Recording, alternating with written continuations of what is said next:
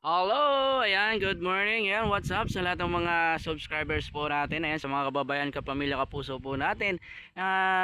Nanonood po ng mga vlog po natin nakaraan sa ating pong mga pagtatanim dito po sa bukid ni Papa Bear at saka ni Mama Bear. Dumaan yung ilang buwan na tuloy-tuloy yung init. Hindi po nakapagtanim ng mga gulay o kung anumang taniman dito sa bukid dahil sa sobrang init. Nag-isip tayo ng ibang paraan para kumita po tayo, mga katropa pips. Nakita naman po ninyo sa mga post po natin. Ngayon, nag-umpisa ng tag-ulan habang patapos yung tag-init nung nakaraang mga linggo ay nagpalinis po tayo, Ayan, nagpalinis po tayo ng bukid ni Papa Bear. Ayan. Ito yung niyugan po niya dito po sa area ng uh, Mambusaw, pinalinis po natin ulit yung mga ilalim po nito. Nung nakaraan dito ay nagtanim po tayo ng mais, Halos nakailang crop din tayo ng pagtatanim ng mais dito po sa bukid ni Papa Bear, tsaka ni Mama Bear. Siyempre, hindi naman ganon na kumikita tayo sa pagtatanim. Tumigil tayo, nakadalawang crop hindi tayo nagtanim, mga katropa pips. Pero at least ngayon ay medyo na-refresh na naman yung lupa sa sobrang init. Yan, inulan, medyo maganda na naman.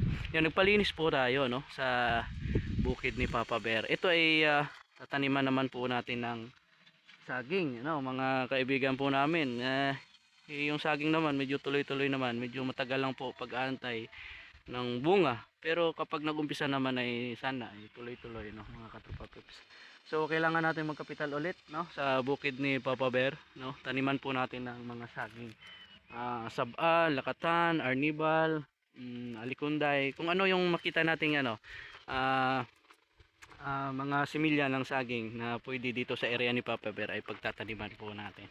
Saan sila Papa Bear? Andun, saan ba? Sa may baba, hindi ko makita. Ayan sila sa may baba. Sa may baba sila. Nagkupra sila kasi yung mga bunga ng niyog ay nagkalaglagan. Kupra sila. Ayan, sige po mga katropa, at least in-update ko lang po ang bukid ni Papa Bear ngayon ay malinis na naman ulit, mga kaibigan po namin. At siguro sa mga susunod na linggo, buwan ay makapagpatanim na tayo ng saging. At syempre, sayang yung lupa. Taniman ulit natin ng mais, mga katropa pips, habang nag-aantay tayo ng sibol ng mga saging po natin ay yung mais naman ay 3 buwan at kalahati, 4 na buwan ay mapirahan naman po natin yan.